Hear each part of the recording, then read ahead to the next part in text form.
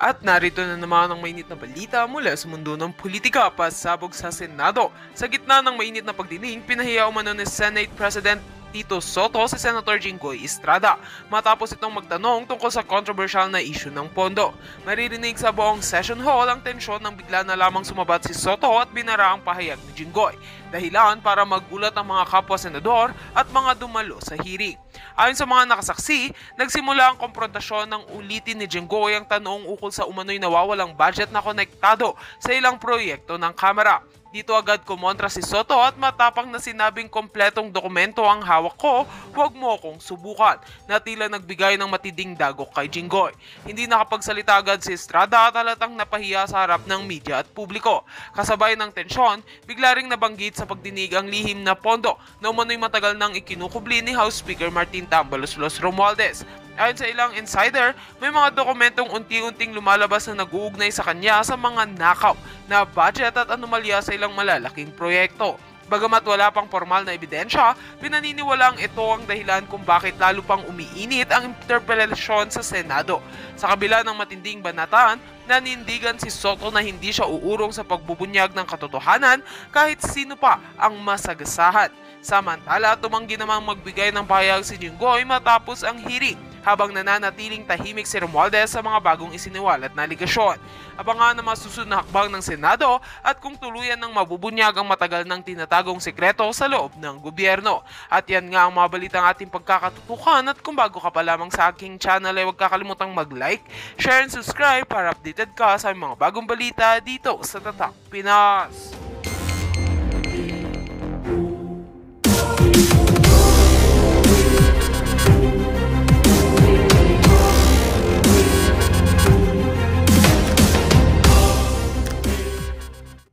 Yusek Cabral was lying to her teeth. Ito naman, bakit po niya ginawa yun?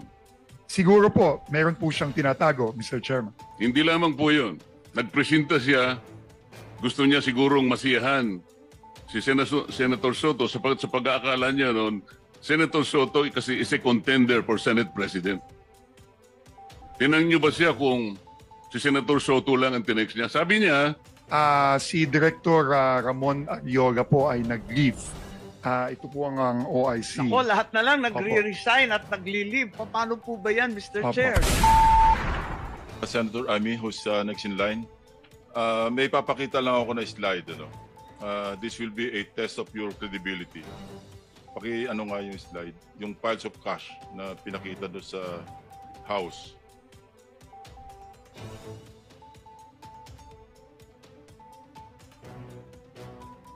Hindi yan. Yan. Kindly narrate to this committee anong ibig sabihin nito. Nasabi mo na ito sa House, pero I want to be clarified. Sinabi mo itong nasa kaliwa, 2022 or 2023, Yung pangalawa, sabi mo a couple of years ago. Accurate ba yan? Totoo ba yan or recently lang yan? Matagal na po yan. Yung tama po yun, mga nasa 2022 to 2023 po yan, Your Honor. Ito rin nasa kanan, 2023 rin ito. Yung sa tambayan. Opo, alam ko nasa ganung year po yun, Your Honor. Okay, kanino yung tambayan na yan? That's a house. That's not within the premises or compound of the DEO, di ba? Opo, wala po sa Kanino compound yan? ng DEO. Sino may-ari niyang tambayan? Sa pagkakaalam ko po, kasi hindi ko naman po nakita ang title nung Hindi, wag na yung title. Yung pagkaalam mo na kung kanino. Opo, kaibigan po ni Boss Henry Alcantara. Si Lauren Cruz, Opo, Your Honor. yung bagman niya. Hindi ko po masabi, parang Dapat po. alam mo kung sino si Lauren Cruz. Kilala ko po siya, balininong ko po nga po siya. Kaya nga, Opo. so alam mong bagman siya. Kasi lahat ng mga dinodonate ni Henry Alcantara ng mga sasakyan kung kani-kanino, sa kanya nakapangalan yung invoice. Alam ko po. Opo. Alam mo pala hindi ka nagsasabi ng totoo. Ang Your, sinasabi ko sa iyo, sabihin mo lahat yung totoo rito, huwag ka na magpaikot-ikot. Your Honor, ang naging dating po kasi sa akin ng bagman is parang tagadala po ng pera. Pasensya na po kayo. Oo nga, Hindi ko lang po naintindihan. tagatago ng pera, tagadala ng pera. Ang alam ko po, opo. Kasi kanya tong lugar, di ba? Yes, Your Honor. Oh. Sabi ko sa iyo, huwag ka magpasikot-sikot. Mas marami pa akong alam sa iyo kaysa sa alam mo. Ha? Huwag mo kami paikutin dito. Senator Amy. Yes, thank you very much, Mr. Chairman. Maliwanag sa ating budget na 2 trillion ang napupunta sa ating foreign assisted. Di pa napapag-usapan to, at dito sa foreign assisted, meron tayong opisina, yung UPMO, United Project Management Flood Control, kung saan gumastos na ng halos 1 trillion in the past 10 years, in the past 8 to 10 years. Matagal ko nang hinihingi, paulit-ulit ko nang hinihingi mula pa nung first hearing, second hearing, third hearing, ang listahan ng UPMO kay Director Ramon Ariola. Asa na ba yung listahan ng mga project na to pagkalaki-laki ng foreign financing? Itong mga infrastructure projects na may kinalaman. Pero kahit ilang beses ako magtanong, humingi ng accomplishment report nila mula pa nung 2015, 2021 hanggang very recently, wala po akong mahanap. Meron ba kayong ibibigay? At ano ba talagang maipapakita? Ang laki-laki ng ginagastos ng ating pamahalaan, hindi lamang sa GAA, kundi kasama ng World Bank, ng ADB. Hindi pa ito napapag-usapan. Kaya gusto kong malaman. Mr. Chairman, Madam Senator, if I may respond po. Si Director Ramon Ariola po ay nag-leave. Ito po ang OIC. Ako, lahat na lang nagre-resign at nagli-leave. Paano po ba yan, Mr. Opo. Chair? Mr. Chair, I was just informed now na naisumiti na po itong listahan na hinihingi po. Kailan at kanino? Ngayong araw lang po na ito at nasubmit na rin po Mr. Chairman, Madam Senator, sa Kasi inyong magre-recommend na ako ng subpoena duces tecum dahil ang tagal-tagal ko na nag-iintay, wala naman maipakita ano yung mga accomplishment report. Nakakapagtaka. Mr. Chairman, Madam Senator, ito po, sinabit na po ngayon, kakabigay lang po sa akin ngayon at Nabasa na ninyo? Hindi pa po. Kakabigay lang sa inyo eh. hindi ko po nababasa. Hindi pa ninyo natutuklasan ng mga Hindi pa ho. himala ng flood control foreign assisted. Hindi pa po. Pangalan ng Pilipinas ang nakataya rito at wala akong maipakita itong mga listahan ng CDO River, ang Pampanga Bay, Pasig Marikina. Alam naman natin in NCR alone, bilyon-bilyon na ang ginastos dyan at wala pang maipakita. Pero mabalik sa foreign assisted, this year alone, 16 billion bigla ang hinihingi sa GAA. 9 billion every year before that, 16 billion bigla. Bakit ba bigla ang lumaki itong flood control na foreign assisted portion? Mr. Chairman, Madam Chair, this is, I think, the initial submission na ibinigay po ng UPMO. Nako, August 17 pa yan hinihingi. Ang tagal Apologies, naman nila mag-produce. Apologies, Mr. Chair. Ngayon ko lang din po nakita ito. Nasabit na rin. Gaano ba kahaba yung leave ni Director Ariola? Gano'n ka ba? Ang dami naman nagtatago. Hanggang October 10 po ang kanyang final na leave. Pero ito na po ang mga dokumento. Pero sabi mo, initial pa lang. Opo, mukhang... Pinagtatakahan ko kasi 9 billion dati, bakit lumobo sa 16 billion sa foreign assisted? Opo, we will submit this already today. I think the advance copy has been sent po to the Office of the Good Senator. No, we're not in receipt of any copy. Sinong staff? Nasubmit daw po kay Ma'am Joy Apostol. J. Apostol. Kailan po? Kailan? Wala. Yung binigay sa akin folder na halo-halo, sinasummarize po namin pilit, hindi naman maintindihan, halo-halo yung flood control, yung iba pang project na foreign assisted. Baka naman pilit ninyo kami linilito. Opo.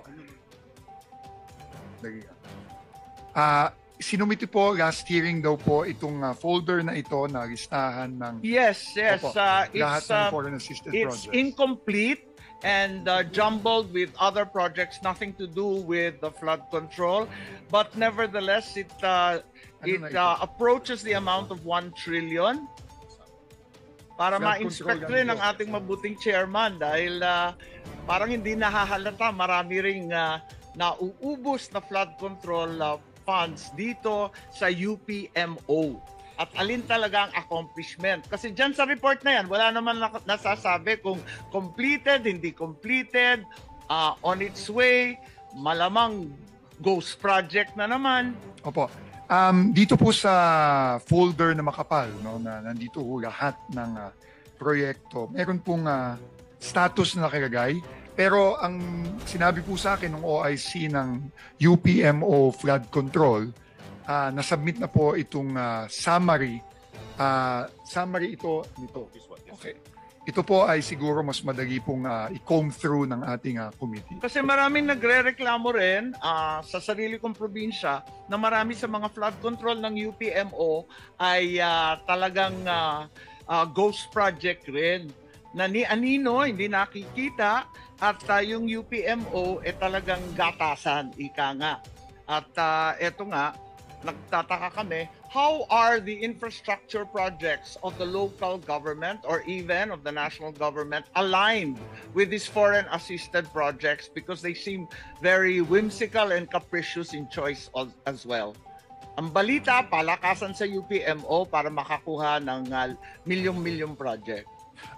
Madam Chair, to be quite frank, hindi pa ho namin nasisilip itong UPMO projects on flood control nitong nakaraang 2 linggo. Kami po ay nag-focus po talaga sa locally funded projects, pero maaasahan po ng komite na titignan na rin po namin ito. Pero initial pong submission ito, isinumiti na po ito sa committee ngayong araw.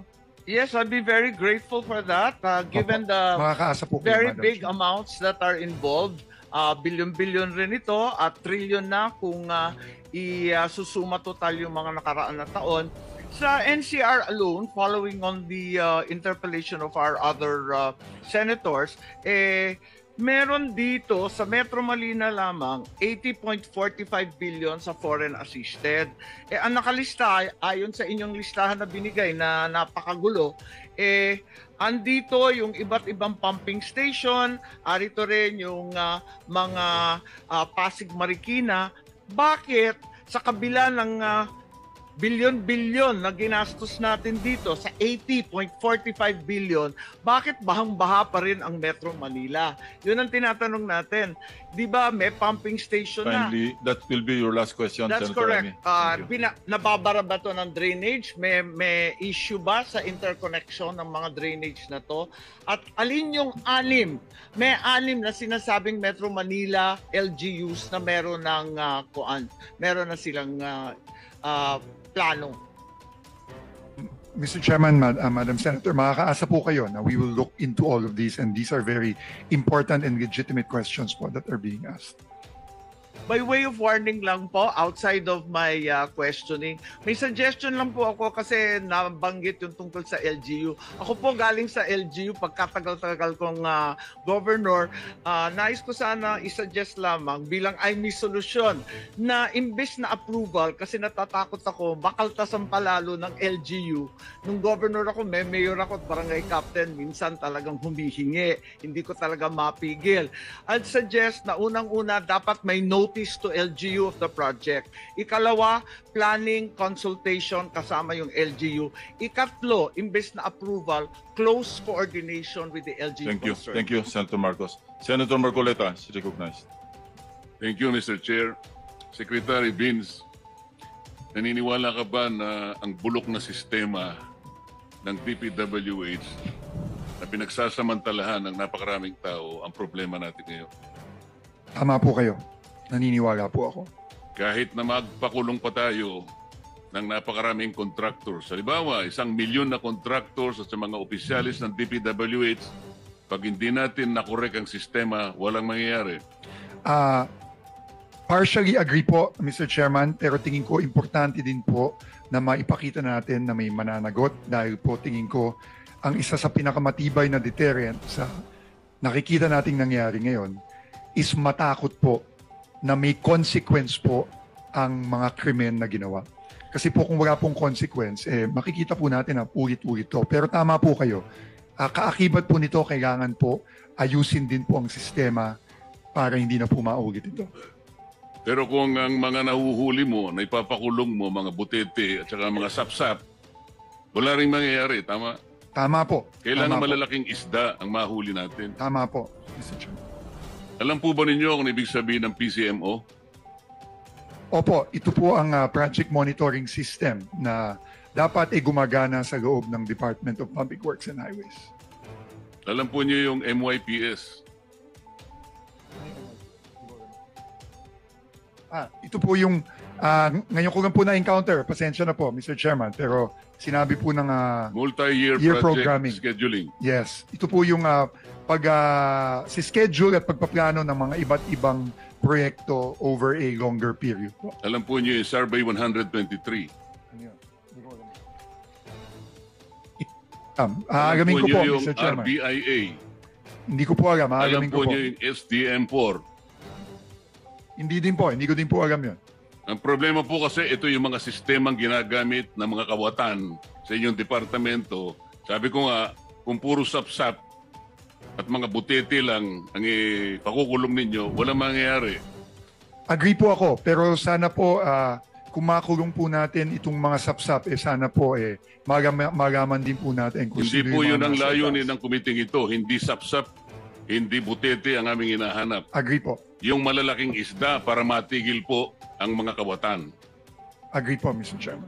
Alam po ba ninyo na yung sumbong sa Pangulo ang ginamit na batayan ay yung MYPS? Opo, yun po ang ginamit na batayan. Yun po ang ginamit na batayan kaya mali po lahat. Pati po ang kumiting ito ay na-mislead.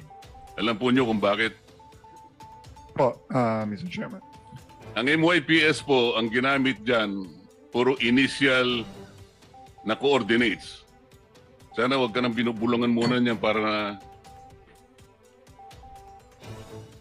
Ako po bilang personal kong pangtulong sa kumiting ito, ako lamang po nakakita na ng halos 14 na discrepancy sa mga coordinates na ibinigay sa sumbong sa Pangulo.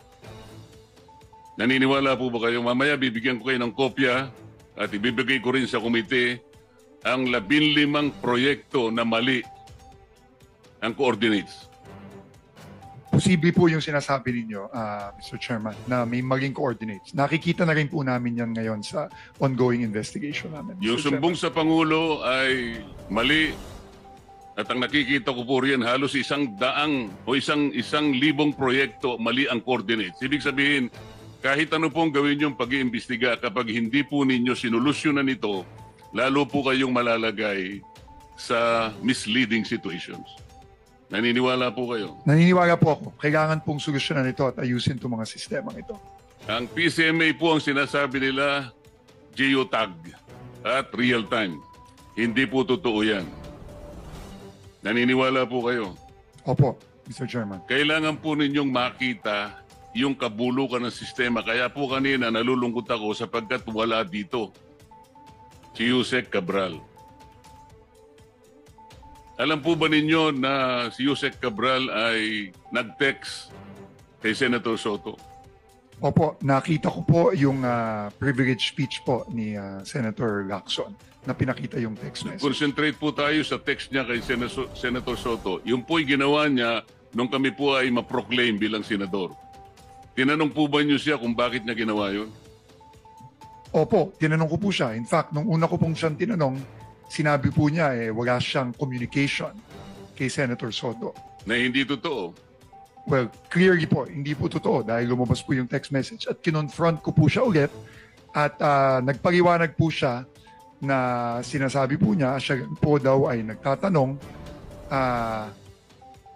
kung meron pong priority project ang opisina ng senador, which is clearly hindi consistent po dun sa unang sinabi niya sa akin. Sinabi nga po ng ating chairman sa kanyang privilege speech, Yusek Cabral was lying to her teeth. Totoo naman eh. Bakit po niya ginawa yun? Siguro po, meron po siyang tinatago, Mr. Chairman. Hindi lamang po yun.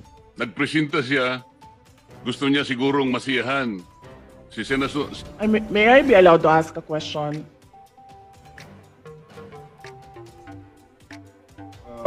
Depende sa nature, Madam Vice President. Yes. Magpinsan po ba si Congressman ko ngayon tsaka si Zaldico? Minority Leader Congresswoman Reneco. Please go ahead. Good morning to the Vice President. Good morning to my colleagues. I'd like to take off po sa questioning na ni Representative Tino. Meron po kasing minention na list of destinations na tinake ni Vice President this year under Travel Authority. But we like to take note na in a press conference of the Office of the Vice President, meron pong security and staff na kasama si Vice President. So can we ask po, paano po pinopondohan yung pagpunta, flight and accommodations ng staff and security ng OVP? Madam Chair, may I be allowed to ask a question?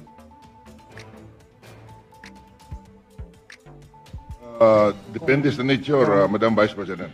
Yes. Magpinsan po ba si Congressman ko ngayon tsaka si Zaldi ko? Ano po yun? Gusto ko Mr. lang Chair, I can malaman. answer. Are they relatives? Please answer, Congresswoman Rene. I have no familiar relation po to Zaldico or to Representative Zaldico or any of their relatives po. Thank you, Madam Chair.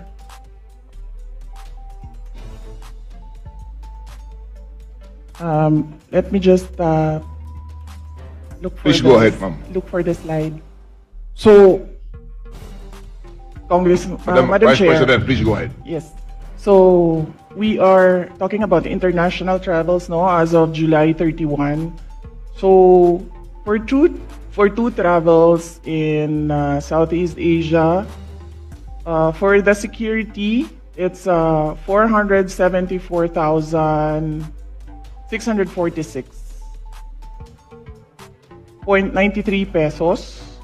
And for the OVP personnel, these are for 2 trips, 463,733.6 for a total of 938,379.99. For one trip to Australia, for the security, it's 438,383.26. And for the OVP personnel, it's 206,988 for a total of 645,371. For the Middle East and Europe, 3 trips, the total is for the security is 2,922,869.98. And then for the OVP personnel, that's 1,825,329.47 for a total of 4,748,199.45. For 3 trips in East Asia, the security budget was 1,141,937, and for the OVP personnel, 0, because they did not join these trips. And the total is 1,141,937. The total for 9 trips for both the security and OVP personnel is 7,473,887.70. Thank you, Madam Vice President. Congresswoman ko. Mr. Chair, may we request a detailed copy of the report that the Vice President gave in relation po sa spending po ng security and staff for foreign trips abroad. We will request the Office of the Vice President to supply the committee with such record. Thank you, Madam. Yes, sir. Mr. Chair, I'd like to ask another follow-up question. Ilan po yung staff and security na dala po ng Office of the Vice President in these trips na funded po, na of this breakdown ng fund na binigay?